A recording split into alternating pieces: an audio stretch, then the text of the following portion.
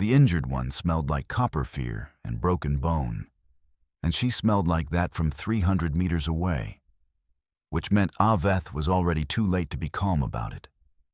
She came through the debris field at a run her body was not designed for.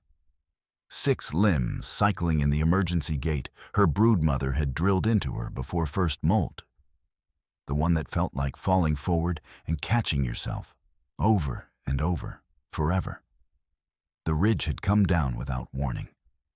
One moment, Leo had been running the survey corridor, signaling back clean readings. The next, the chemical spike of her fear had hit Aveth's filaments like a thrown stone. Leo, her youngest clutch sister, barely past first molt. She had no business being in a debris corridor, and Aveth had told her so, twice.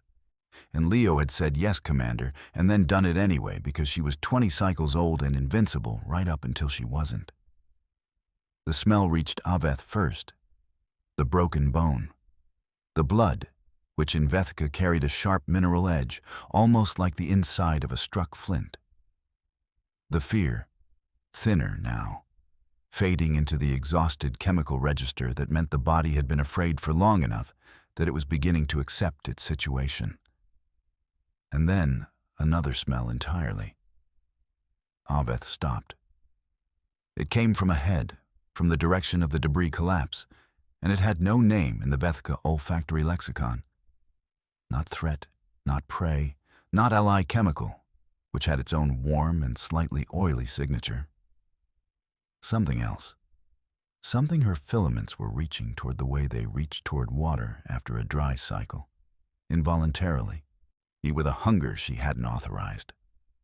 She moved forward more carefully. The human was already there. It was kneeling in the rubble beside Leo, its upper limbs moving with a focused, deliberate economy that Aveth's training read as professional. It had cleared the smaller debris first. She could see the pattern of the clearing, systematic, working from Leo's head downward. It had gotten to the primary obstruction, a slab of collapsed survey column, composite material, mass that Aveth estimated at somewhere between 4 and 6 of what the humans called kilograms, multiplied by, she ran the numbers, considerably more than a single being should attempt. The human's pack animal stood nearby. Large quadruped, warm-blooded, smelling of work and exertion. The human had already removed its packs and rigged the animal's harness to the slab with a length of braided cable, using the animal as a counterweight and anchor point. Its last retreat resource. Aveth understood what that meant immediately. On this terrain, without the animal, the human's extraction route lengthened by a factor of 3, maybe 4. If the animal was injured in the attempt, or if the rigging failed and the slab came down wrong, the human lost both the animal and its mobility advantage. It was using its last retreat resource to free someone it had never met. Aveth stood at the edge of the debris field, and her filaments went rigid along the crown of her skull. The full shock response she hadn't experienced since she'd watched a crewmate die in the partition campaigns. And she did not move, for what she later calculated was 11 seconds. The human had not seen her yet. It was focused entirely on Leo, speaking in a low and continuous register that Aveth's translation implant was struggling with. The words were standard, but the cadence was wrong. Too soft, not interrogative. More like the sound her broodmother used to make when a hatchling wouldn't settle. It was saying something like, "Easy, I've got you. Don't try to move that." Leo was looking at it with both primary and secondary eyes fully dilated, which was terror. But she was not struggling. And the human clicked its tongue at the pack animal. The animal leaned forward. The slab shifted. Leo made a sound that Aveth felt in her own chest cavity. The human moved fast, faster than Aveth had expected from a biped, faster than seemed reasonable for a body with only 4 functional limbs. And it was underneath the slab before it could drop back, one shoulder braced against the composite surface, the other arm reaching for Leo's leg. Aveth watched it get a grip on the injured limb with a sureness that said it had done this before or something like it, and it pulled in a single smooth motion that moved Leo clear. The slab came down. The human was not under it anymore. It had folded back, one fluid motion, and it was crouching over Leo's freed body, checking, running its hands along Leo's secondary limbs with a focused and systematic attention that Aveth recognized as medical triage. Aveth crossed the debris field. The human looked up when she was close. Its eyes, two of them, fixed focus, forward-facing, which still startled her every time she encountered a human face.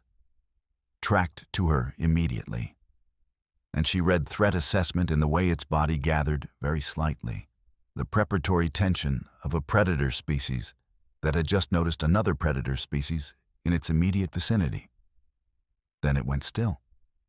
The tension released. It said, "Scout Commander." Her rank insignia. It had recognized her rank insignia. "She's stable," the human said. "I think the lower secondary is fractured. She needs a proper splint before we try to move her." Aveth came and stood over Leo. Mar, who looked up at her with those dilated eyes, and then, inexplicably, at the human, and then back at Aveth. The fear chemical was still there, but something else had begun to thread through it. Something Aveth could not quite name. Something that was not fear and was not trust yet, and existed in whatever space lay between them. The human was already removing items from a secondary pack it had kept on its person.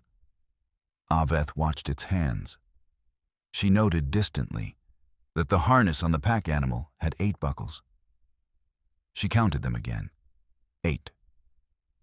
"I can do this faster with your help," the human said. "Can you hold this?" It held something out to her. Aveth took it. She did not decide to. Her hand simply moved. Later she would note in her log that this was the first thing the human took from her. The conscious moment of refusal. It had never asked for permission. It only asked for help. And apparently those were different enough that her body hadn't known to say no. The human's name, she learned later, was Reyes. Its hands did not shake.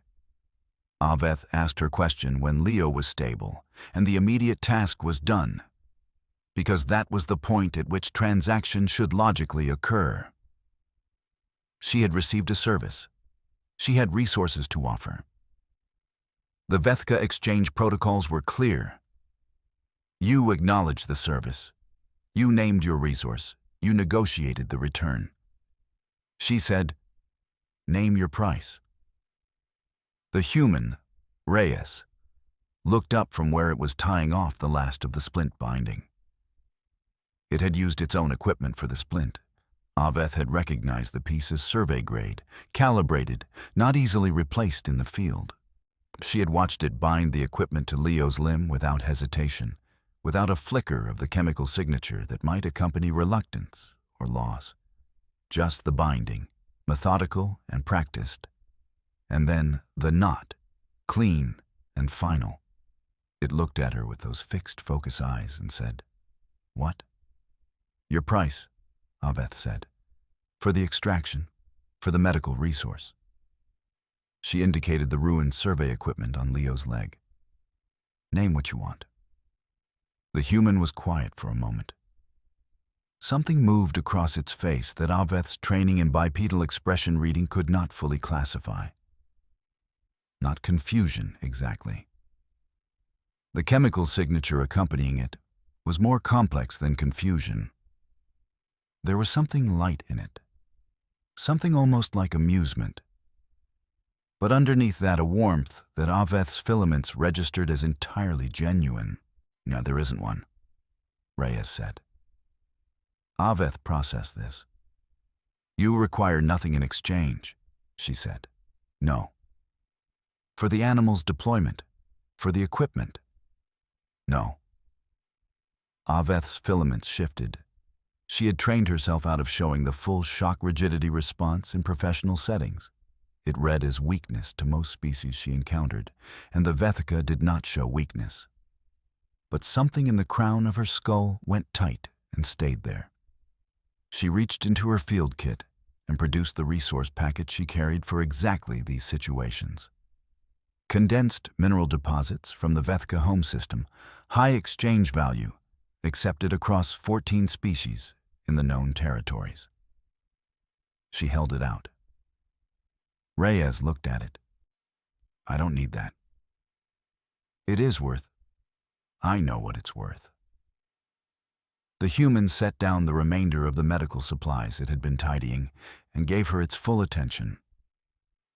I don't want it.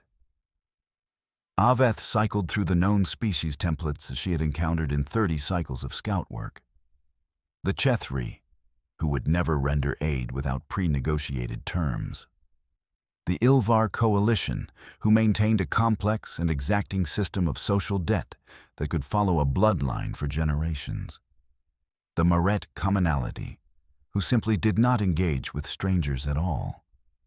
The Rule, who gave aid as a display of dominance and expected submission in return. None of the templates fit.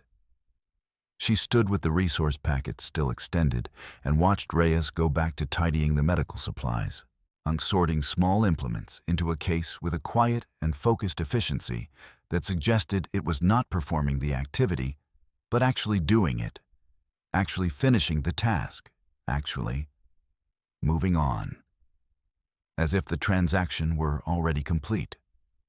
As if the service had been its own completion. Aveth put the resource packet away.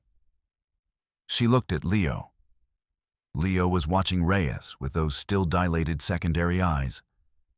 But the fear chemical had dropped to a level Aveth associated with alertness rather than panic. The something not fear, not trust was still there, threading through the air between them, and Aveth still could not name it. You used your last mobility resource, she said. She needed to understand this. She needed it to make sense.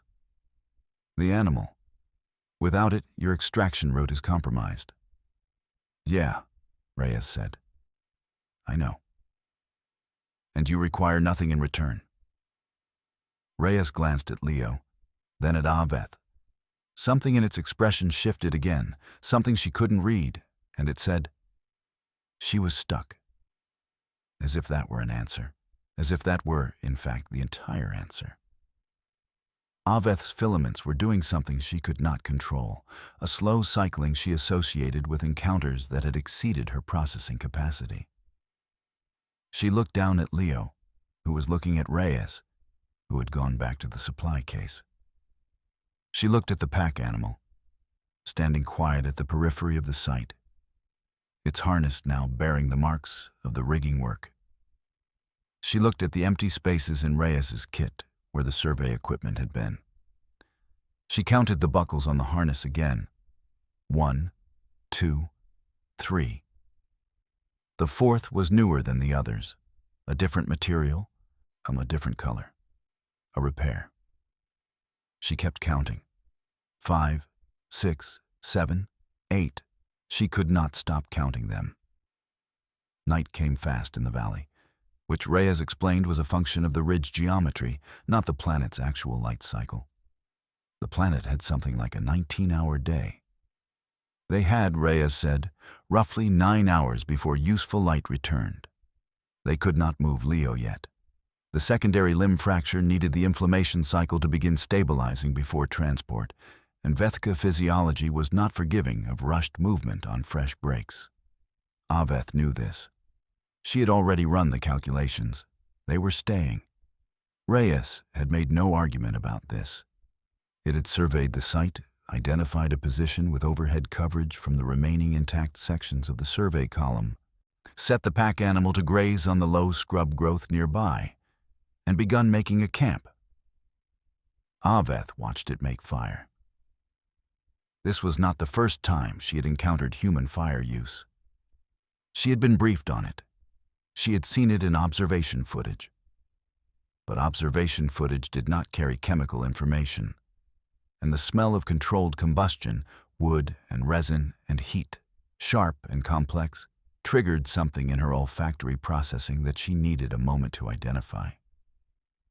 It was familiar, not from experience, from a deeper register, the kind of familiarity that lived in the old brain, the survival brain, the one that predated her species' technological history by several million cycles.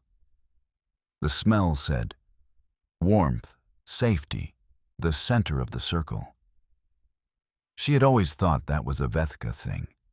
She sat down on a piece of displaced debris and watched Reyes add material to the fire with an unhurried precision. Leo was awake, watching too. Aveth noted that her clutch sister had positioned herself so that she could see Reyes without turning her head, which was a Vethka behavioral pattern she associated with monitoring a threat. But the chemical signature accompanying it was no longer threat-adjacent. It had shifted gradually, over the past several hours, into something Aveth was having difficulty categorizing. "Tell me about where you come from," Aveth said. She was gathering intelligence. That was what she told herself. Reyes looked up. "Earth? Your origin world?" "Sure." Reyes adjusted the fire. "What do you want to know?" "Its classification." Something in the human's expression shifted, and the chemical signature accompanying it was amused. Genuinely amused, the light-bright signature, not performed. "Depends on who you ask," Reyes said. "Galactic survey put us at Class 12. Some of the more dramatic assessments have gone to 14. Aveth processed this. A Class 12 world. A world classified under the Galactic Survey's Death World Index as actively hostile to most known forms of carbon-based life. A world with tectonic instability, extreme atmospheric conditions, apex predators of multiple types across every landmass. Microbial ecosystems that constituted a constant biochemical war against anything that entered them. And weather systems powerful enough to reshape geography on a generational scale. Class 12. She had worked with species from Class 4 worlds who called themselves hardened. "That is your origin world," she said. "Born and raised," Reyes said. It was watching the fire again. Aveth looked at it. At the body, which was not significantly larger than her own, which was made of bone and tissue and operated on 2 limbs when 3 would have been more stable, which had no chemical sensing apparatus, no secondary defensive membrane, no toxin secretion capability that she could identify. Just bone and tissue and those 2 forward-facing eyes. "Your planet attempted to kill you for the entirety of your evolutionary development," she said. "Pretty much. And you are homesick for it." Reyes looked at her then. The chemical signature of that glance. Aveth caught it and held it because she needed to hold it, needed to catalog it, was warm and wry and layered underneath with something aching and genuine. "How did you—" "I can smell it," Aveth said. "When you are at rest, there is a compound." She paused, searching for the right standard word. "Longing." The fire crackled.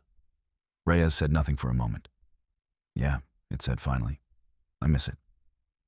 A Class 12 death world. My Class 12 death world." Aveth looked at the fire and tried to construct a model of an organism that could evolve on a world that had been trying to kill it for 400 million cycles. Predators, pathogens, atmospheric instability, the planet itself in slow, constant geological war with any fixed point of habitation. And come out the other side, not merely surviving, but nostalgic for it. She could not construct the model. She had come here tonight afraid of the wrong things about humans. She had assessed them as a potential territorial threat, as a species with advanced technology and expansion patterns that warranted monitoring. She had not, until this moment, sitting beside a fire that smelled like the center of a world she had never visited, considered that the threat category might be something she didn't have a word for yet. Leo had fallen asleep.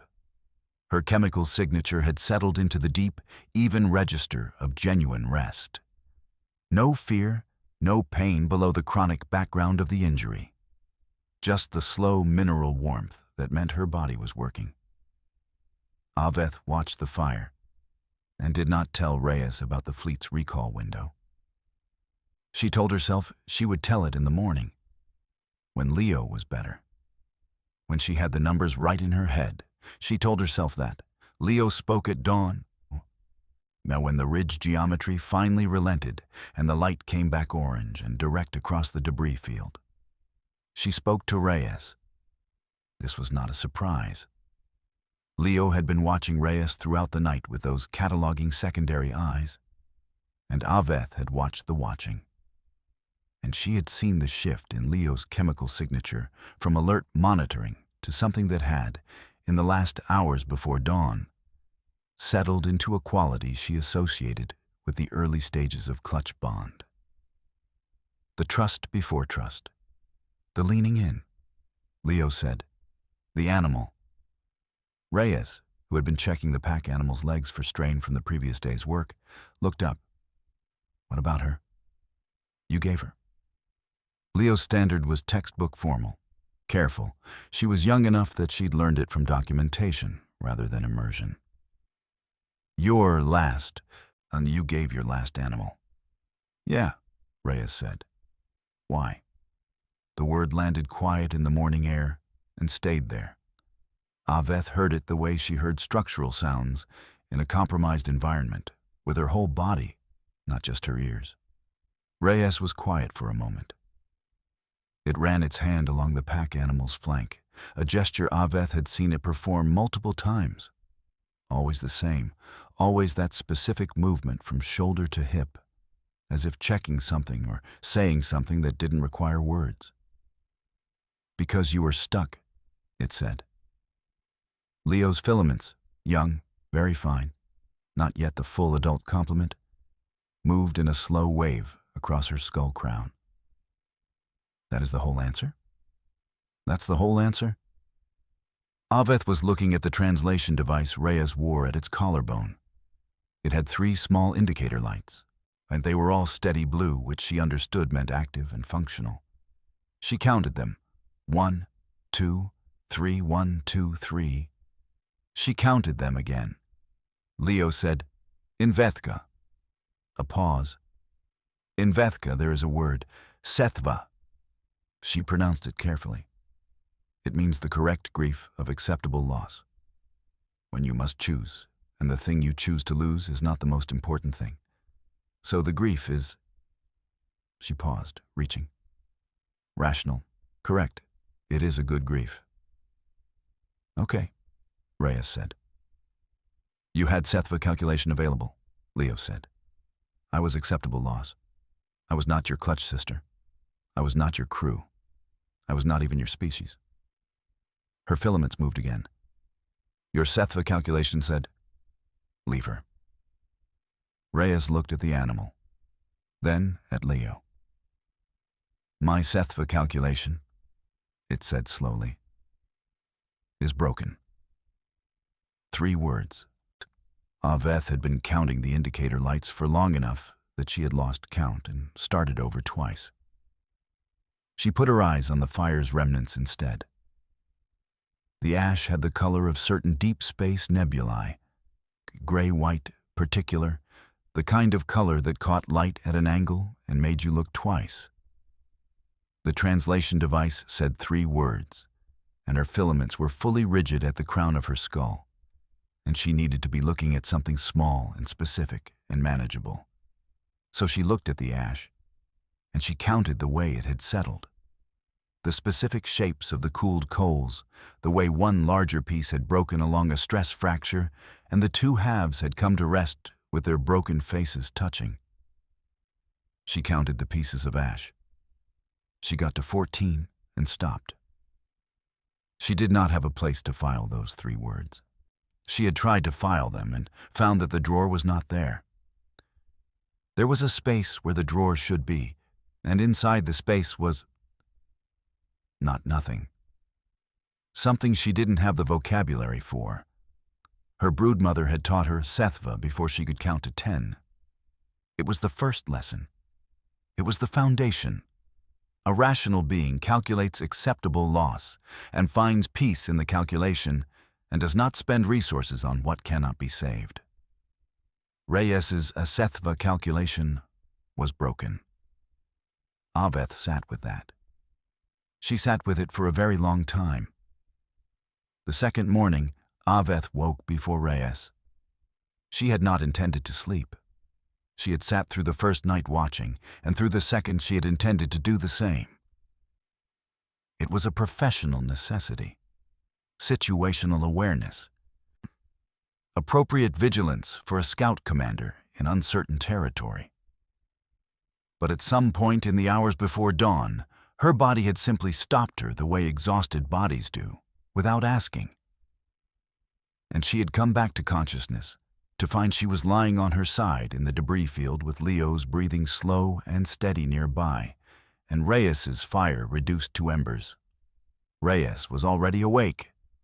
It was seated against a section of column, its eyes open and moving in a slow, regular pattern Aveth recognized from the observation documentation. A rest-vigil posture. It had been awake, watching. She thought, when did it sleep? She thought, had it slept at all? She had watched Leo through the first night, and Reyes had watched through the second, and at no point had Aveth organized a watch rotation. At no point had they discussed duty cycles, and at no point had Reyes asked her to take a shift. It had simply done it, taken the full second night, let her sleep. Aveth's filaments ran through a cycle she associated with recalibration. She was performing what her training called a ground assessment. The regular check a commander does when circumstances have shifted, and the initial situational model requires updating. She was finding that her model required updating in several significant ways. She tried to reassert the Vethka framework. The human was exhibiting behavior consistent with resource competition for allied status. It was establishing obligation through unrequited service. It was creating social debt without named terms. A sophisticated form of soft coercion, potentially, found across several species in the known territories as a mechanism for, she stopped. The chemical signature of Reyes at rest, she could read it clearly in the still morning air. Had no deception compound. None. The Vethika could smell intention the way most species could see color. And lying had its own distinct profile, and strategy masking as generosity had its own profile, and she was reading neither of them. She was reading instead that strange, nameless compound from the first moment, the one her filaments reached toward like water. She was reading it at close range now, in the morning quiet, and it was not less strange for being familiar. If anything, it was more strange, because she had been near it for 2 days, and her filaments had not categorized it, and she was beginning to suspect they never would. Reyes noticed she was awake. It said, "Morning." "You did not wake me for watch rotation," Aveth said. "You needed to sleep. That was not your calculation to make." "Maybe not." Reyes looked at the embers. "You still needed to sleep." Aveth sat up. She looked at the repairs on the secondary pack she carried. 3 seams, each a different material, oldest at the bottom, most recent at the top. A geological record of field repairs across what she estimated as many cycles of use. She looked at the most recent repair. Neatly done. Someone who cared about the kit. Reyes was holding out something. A food container. Compact, field-sealed, already opened. Aveth took it. She took it before she thought about whether she should. She ate a small amount of the contents. Her digestive system was compatible with most organic compounds. a survival advantage from the Vethika's own Death World origins, though the term Death World had always seemed dramatic for a Class 7. And she sat with the food container in her hand, and she did not say, "Thank you," and Reyes did not wait for thanks, and neither of them seemed to require the ceremony. That was the part she kept coming back to. The absence of ceremony. Every species she had encountered, in 30 cycles of scout work, used the exchange of resources as ceremony, as structure, as the framework on which relationship was built: service, acknowledgement, return. The architecture was universal. She had never encountered a species that seemed to genuinely not need the architecture. She looked at the repair seams on the food container. It had been repaired 3 times. She counted the seams. 1, 2, 3. The third was very recent. The material was still bright, and she thought, "This person has repaired this container 3 times rather than replace it." She thought, "I have been sitting next to this person for 2 days, and I cannot make them make sense." The fleet's recall window was at 6 hours. She would tell Reyes. She would tell it about the window. She would explain the Vethika tactical position and the protocol that governed first contact scenarios and the specific designation the fleet would assign the human colony if she failed to transmit. She would explain all of it clearly in standard, and then Reyes handed her a second item from the pack. She took that too. She had stopped deciding, apparently. The act of giving from Reyes bypassed her decision process entirely. She was beginning to suspect this was not an accident. She was beginning to suspect this was how humans worked. The fire had been rebuilt to its smallest functional configuration, just enough for warmth in the early cold. And Leo was asleep again. And Aveth and Reyes sat on opposite sides of it. And the valley was very quiet. Aveth had been holding the question for 2 days. She asked it, "Why do humans bond with things that cannot protect them?" Reyes looked up from the small implement it had been working on. A field repair, some component of the survey equipment, patient and methodical. "What do you mean?" "The animal," Aveth said. "Leo. She cannot protect you. She cannot provide resources in exchange for your care of her. The cost-benefit analysis of your behavior is negative. Consistently.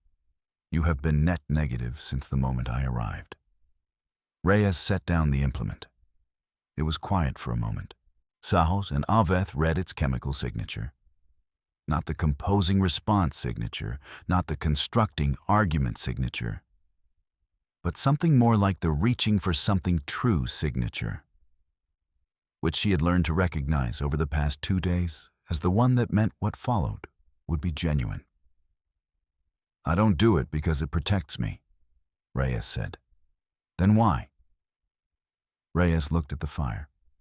A long moment. Then, "Do you have someone you'd spend your last horse for?" The question was so precisely inverted from the one she'd been asking that it took Aveth a full beat to catch it. She looked at Leo. Sleeping.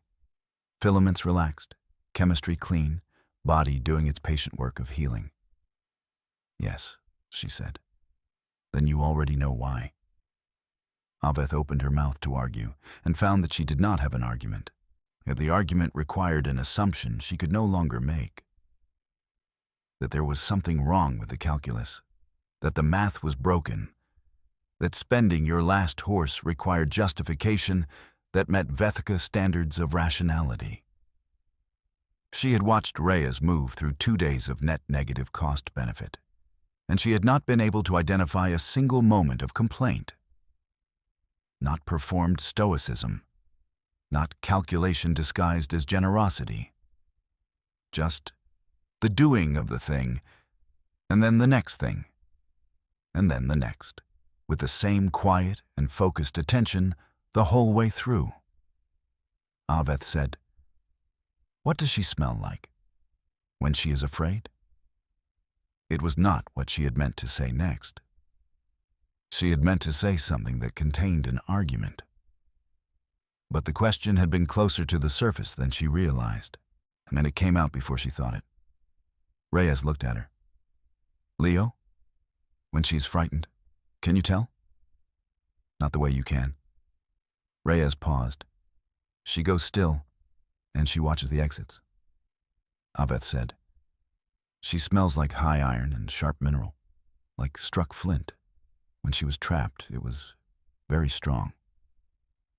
She paused. When you are near her, it is low. Reyes did not respond immediately. It looked at Leo, at the sleeping figure across the small fire, and its chemical signature did something complex and layered that Aveth cataloged carefully because she wanted to keep it. Warm, attentive, and underneath both of those, something protective in a register she associated with the Vethka brood bond. It reached out and adjusted the blanket it had given Leo the previous evening. A small motion. Precise. The corner of the blanket, though which was worn thin from long use. Aveth could see the fabric had been held many times at that corner, the weave loosened by repeated contact. Reyes folded it back so it covered Leo's injured secondary limb more fully. Aveth looked at the blanket. The worn corner. The loosened weave. How many nights had that blanket covered someone who was frightened? How many times had that corner been held by hands that were trying to make the fear chemical quieter? She looked at it for a long time. She did not look at Reyes's face.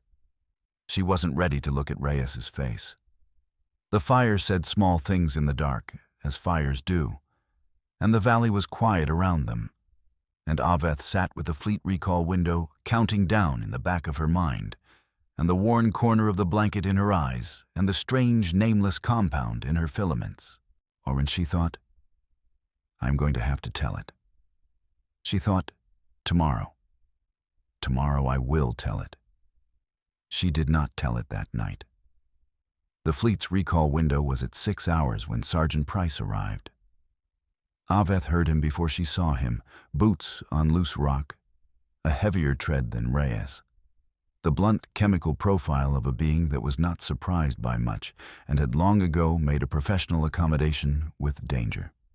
He came through the lower end of the debris field, and he came alone, and he stopped when he saw Aveth.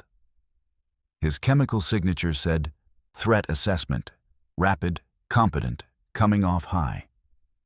Then it said, Reyes. He had seen Reyes first, and the threat assessment had softened into something more like tactical update. Then he saw Leo. Aveth watched his face, and it was a different face than Reyes's. Harder in the architecture, more angular, the kind of face that had spent considerable time outdoors in weather that had opinions. His eyes were different too. Not the warm, functional assessment style of Reyes's gaze, but flatter, more systematic. The eyes of someone who had made a lot of quick calculations and learned not to let the calculations show. He looked at Leo. Aveth read his chemical signature. It was identical to Reyes's.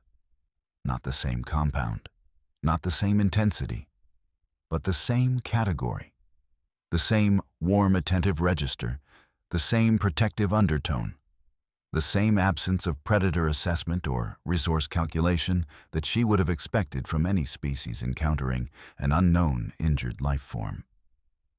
He was looking at Leo the way Reyes looked at Leo. Aveth had constructed, on over the past 2 days, a careful exception for Reyes. She had told herself, this one is unusual. This one's Sethva calculation is broken in a specific and individual way. This is not a species-level trait. That would mean something she was not ready for it to mean. Price had not been here. Price had not watched Leo for 2 days. Price had not gone through the experience of the extraction, the fire, the shared nights, the blanket. Price was encountering Leo for the first time, right now, this moment. And Price was looking at her the way Reyes looked at her. He crossed the camp to where Reyes sat, and they exchanged something in the clipped professional register that military humans used between themselves. Aveth caught fragments, nor enough to understand that Price was asking for a situational briefing and Reyes was providing it. And the briefing was accurate and neutral and did not editorialize about Aveth's presence or the Vethka fleet's position. Then Price looked at Leo again. He reached into a pocket and produced a ration pack. Compact, sealed, military issue. He walked to where Leo was lying awake now, watching him with alert and cautious filaments. And he set the ration pack beside her without ceremony, without making eye contact in the direct way that Vethka read as dominance challenge. Without waiting for acknowledgement, he went back to his position at the debris field edge and stood there and said nothing further. Aveth looked at the ration pack in Leo's hands. She looked at her signal device. 6 hours to the recall window, and the fleet was holding position. They were waiting for her to transmit. They were waiting for her to assess the human presence and designate threat, neutral, or, and this was the category that required her direct recommendation, contact. The Sethva protocol was clear. In ambiguous first contact scenarios with insufficient time to complete assessment, the rational choice was to abort. Acceptable loss. The fleet would designate the human colony as potentially territorial. The survey team's legal status in this region would be challenged. The humans would be required to withdraw. No species would be harmed. It was the correct grief of the correct loss. She looked at Price's ration pack in Leo's hands. She looked at Price, who had given his ration pack to an injured alien child he had never met, and then gone back to his post. Of course he had. That was the thing. Of course he had, because he was human. And apparently that was what humans did, all of them. The way Vethka communicated in chemistry and the Chethri maintained their transactional ledgers and the rule performed their dominance. Just this. Just the casual, unremarkable act of giving their last horse to whoever happened to be stuck, over and over, and not thinking of it as extraordinary. It is not the individual, she thought. It is all of them. The fleet window clicked down by another minute, silent, in the back of her mind.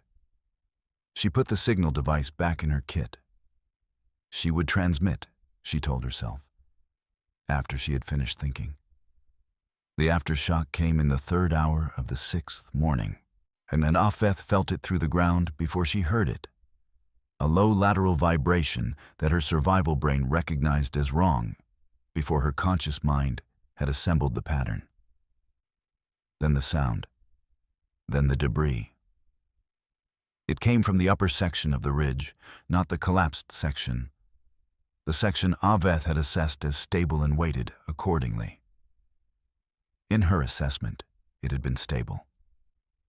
She had been wrong. The original collapse had created stress fractures she had not been able to see from ground level, and the aftershock found them.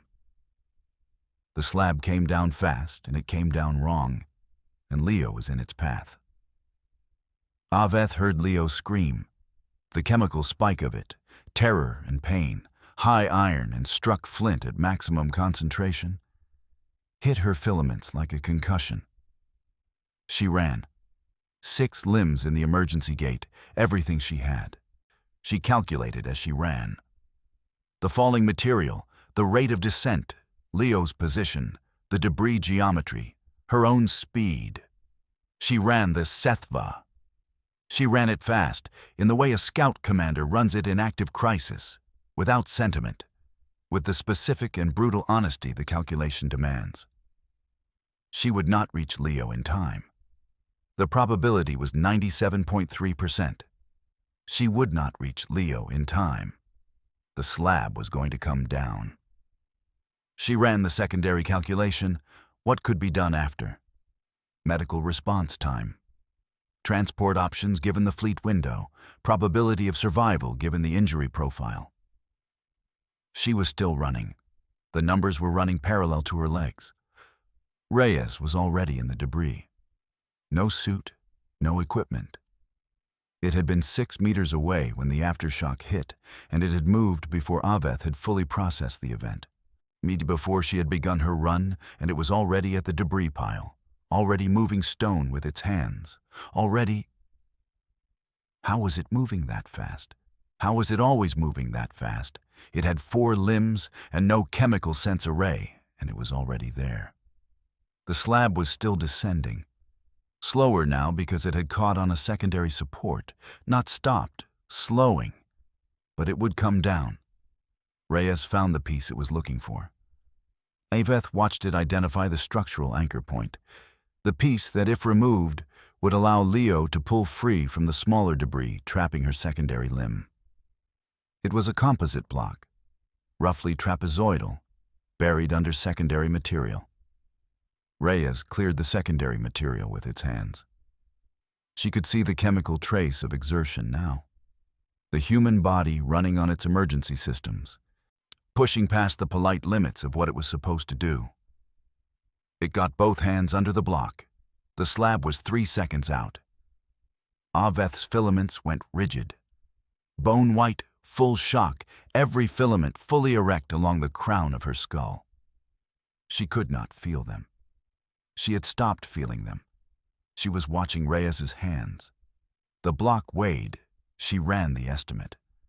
More than Reyes should be able to lift. Not by a small margin. The composite material was survey grade, dense packed. This was the kind of mass that required equipment or multiple personnel. The kind of mass that a single human body was not rated for. Reyes lifted it. Her body said no. Aveth could see it say no. The specific shudder through the muscle systems, the visible effort of a body disagreeing with what it was being asked to do. Eased the way Reyes's legs adjusted and readjusted beneath the weight, like the ground was shifting under her. She lifted it. She held it. The slab was 2 seconds out. Leo pulled free. Reyes dropped the block and moved, and the slab came down exactly where she had been standing. And the sound it made was the sound of something final. The sound of the period at the end of the sentence. And then there was silence, except for Leo's breathing and Aveth's own feet on the rock. Reyes was on her hands and knees in the debris, breathing hard. Both hands pressed flat to the rock. Aveth could see the blood. Her palms had taken cuts from the composite material's edges, nothing deep. The human would survive them. But the blood was there, bright against the gray of the rock. She was already moving, checking Leo with shaking hands, on already running the triage with the same systematic attention as before, the same focused economy, still breathing hard, still bleeding, doing the work. She said, "She's okay." To Aveth, to no one in particular, to the universe. She's okay. Aveth stood at the edge of the collapse zone, and her filaments were still rigid, and she was looking at Reyes's hands. The blood on the palms. The precise and deliberate way those hands were moving across Leo's secondary limbs. The cuts, fresh, from composite material that had been too heavy to lift, and had been lifted anyway. She could not name the compound she was smelling. It was the same nameless one. The first one. The one her filaments had reached toward like water, from 300 meters away. Before she had even seen the human. She had thought, at first, that it was particular to Reyes. She had thought it was a quirk of one individual's chemistry, an anomaly, the kind of outlier that every data set produces. She had been smelling it for 6 days from Reyes, and now, faintly, very faintly, she could detect a ghost of it from Price's position at the field edge, where he had arrived in the last seconds of the fall and stood with his hands ready and unnecessary, and his face doing the same thing Aveth's face was probably doing. It was not an individual compound. It was a species compound. This was what humans smelled like when someone needed them. The fleet window was at 2 hours. Aveth reached into her kit. Her signal device was in her hand.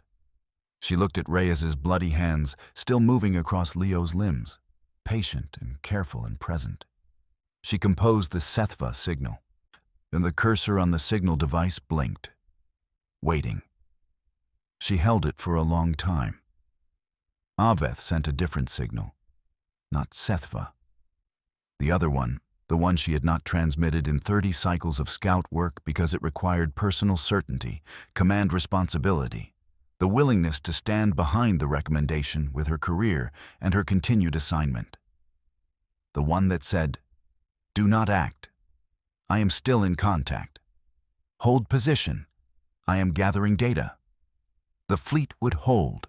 They would give her 4 additional hours, maybe 6, if the commander trusted her read. After that, the window closed and the default protocol engaged, and she would have no further say in the outcome. She had 4 hours to get Leo to the medical shuttle.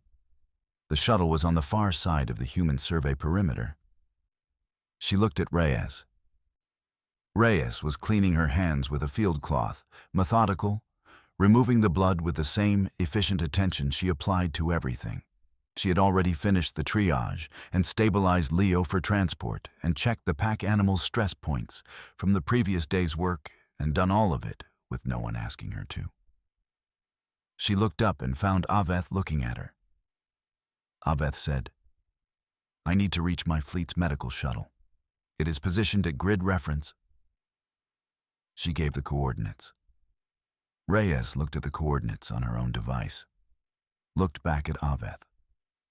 Something in her face shifted through a calculation Aveth had learned over 6 days to read as Reyes working out a problem. "That's through our survey perimeter," Reyes said. "Yes." "My team doesn't know you're here." "No." Reyes looked at Leo, looked at the shuttle coordinates, looked at the pack animal, who had survived the aftershock in its grazing position and was now watching them with the particular bovine equanimity that seemed to be this species' primary emotional register. "Okay," Reyes said. "I'll take point." "There will be consequences for you," Aveth said. "Your team will..." "I'll handle it." Reyes was already moving, already reconfiguring the pack animal's harness to serve as a carrier for Leo's weight. "How much time do we have?" 4 hours, perhaps less." "Okay." The harness buckle. The 5th one, the one with the repair, the newer material. Reyes's hands on it, quick and sure. "We'll make it." Aveth watched her hands. The cuts from the composite material had been cleaned and were already, she noted with a distant clinical interest, beginning to show the early signs of the human healing process. The edges were drawing together, the cellular response already underway. It was not fast. Nothing about the human body's healing was fast by Vethka standards. But it was persistent, thoroughgoing.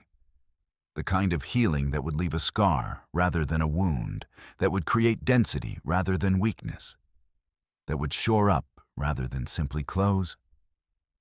She had read about this. Bones healing stronger at the break point. She had read it in the survey documentation and filed it as a biological curiosity. Standing here, watching Reyes's cut hands moving efficiently on the harness buckle, she found she was no longer able to file it as a curiosity. She was no longer able to file very much. They moved out through the debris field at the pace Leo's condition set, which was not fast. Reyes was at point, picking the route. She knew the terrain, had surveyed it, and she moved through the rubble with a confidence that Aveth recognized as expertise rather than bravado. Price took rear position without being asked. Aveth walked beside the pack animal, monitoring Leo's chemistry, watching for the compounds that would mean the transport was causing damage. Leo's chemistry was stable, more than stable. The fear iron was very low. Aveth looked at the back of Reyes's head, moving ahead of them through the rock. They reached the survey perimeter boundary at the 3-hour mark. Aveth could see the marker lights of the human survey camp through a gap in the ridge, 200 meters distant. She could smell the camp, the human smell of it, warm and loud and chaotic, yet food and exertion and something synthetic. And underneath all of it, the faint background note of several individual humans going about their work. The survey tech appeared from behind a boulder. He was young, younger than Reyes, with the chemical signature of someone who had not yet had enough experiences that they had solidified into a specific orientation. His face went through several things rapidly when he saw them. Surprise, threat assessment, recognition of Reyes, confusion at the configuration, price, 2 Vethka, a pack animal rigged as a carrier. And then, clear as water, the warm, attentive register she had learned to identify. He looked at Leo. His name, Aveth had learned, was Ose. He laughed. It was a short sound, warm, not unkind. The chemical signature of genuine amusement without contempt, without performance. Or he looked at Reyes. He said, "Of course you did." He stepped to the side. He stepped to the side and he made a gesture toward the path that in the human gestural lexicon meant, "Go ahead, I'm not stopping you." And then he leaned against the boulder and he did not ask a single question. Aveth filed that expression. She filed it under a category she did not have a label for yet. She was building the category from data as they walked. Leo was aboard the medical shuttle. She would live. Aveth had the ship's medical system's confirmation on her device. Fracture, secondary complications from the second compression. But nothing that time and treatment could not resolve. She would be back at first molt strength within 30 days. Aveth stood at the shuttle hatch. The light was still warm, still the orange that the valley's ridge geometry made of it in the late hours, and it lay across the rock in long strips, and Reyes stood below the hatch in it. She had the recall signal ready. She had the Sethva signal ready too. She had composed it again, the correct one, the one her training said was appropriate to this moment. She had composed it, and her finger was near the transmission point, and she had been near the transmission point for several minutes. She looked at Reyes. Reyes was looking up at the hatch, at the shuttle, at the place where Leo had disappeared. The expression on its face was the one Aveth had no word for. Warm and settled. The chemical signature of a body that had done what it set out to do. The particular quiet of completion. It had not asked Aveth a single thing about the fleet. Not what they would decide. Not what Aveth's recommendation would be.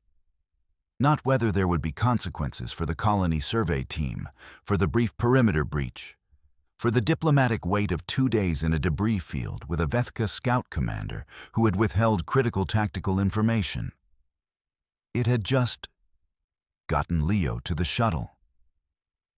And now it was standing in the orange light, looking at the hatch. And its chemical signature was complete in the way Aveth had observed that humans' chemical signatures became complete when they finished a thing they believed was worth finishing. Aveth said, "You spent your last horse." Reyes looked at her. "Yes," Aveth said, "in your terms, metaphorically. You spent your last horse." She was aware that she was speaking carefully, not because standard was difficult, but because she was trying to say something that she did not have a full set of words for, and she did not want to arrive at the end of the sentence and find she had said it wrong. Your Sethva calculation was available. I was not your clutch sister. The cost was significant. The return was... She paused. I do not know what the return was. Reyes said, "Yeah." "Why?" Aveth said. It was the same word Leo had used. It was the question that kept being the question. the one she kept asking in different forms and never exhausting, the one that seemed to have an answer that was just below her capacity to fully receive. Reyes looked up at the shuttle hatch. Where Leo was safe. She did not answer. She didn't need to. Aveth stood with the signal device in her hand and the recall window ticking down, and Reyes's silence filling the space where an answer should have been. And she understood. Not in the way she understood tactical assessments or fleet protocols or the chemical signatures of known species, but in a different and less organized way. In the way that a Vethka child understood why their broodmother came when they called. She understood that the answer was in front of her. The answer was up in the shuttle, healing. The answer was the orange light on the rock and the pack animal grazing somewhere behind them, and the worn corner of a blanket that had been held so many times the weave had loosened. The answer was because she was stuck. Avieth opened the transmission panel. She did not send the SS Ethva signal. She sent the other one, the full contact signal, not threat, not neutral, not abort, but the one that said, request for dialogue, recommendation for formal first contact proceedings, personal command authority attached. Her career was now whatever came after this. She accepted that. The shuttle's engines began their pre-launch cycling. A low vibration she felt through the rock under her feet. Reyes looked up again at the movement. Aveth looked at Reyes. She tried to find, in standard, the right words, the ones that would carry what she needed to carry. She ran through her vocabulary and found it insufficient, which was becoming a familiar experience in the presence of this human. You spent your last horse, she said again. Reyes said, yeah. Aveth said, why? Reyes looked up at the shuttle where Leo was. Didn't answer. She didn't need to. And the shuttle lifted. The sound of it was enormous, and then it was not. It was just the movement of air, and then not even that. Just the orange light and the empty sky, and the specific quality of quiet that comes after a thing has been finished. Aveth watched Reyes get smaller below as the shuttle rose. She watched until the shuttle's own altitude made the distinction academic. Until Reyes was no longer a figure in orange light, but a point and then nothing. She turned to the ship's system and began composing her report. The formal language was there, available, the precise and structured language of a scout commander's first contact assessment. She knew the words. She had written dozens of these reports in 30 cycles. She began to write. She ran through the vocabulary of every species she had encountered in those 30 cycles. She ran through every classification system the Galactic Survey had ever produced. She ran through the Vethka's own extensive taxonomy of known species behavior, which went back far enough that some of it was still inscribed in stone.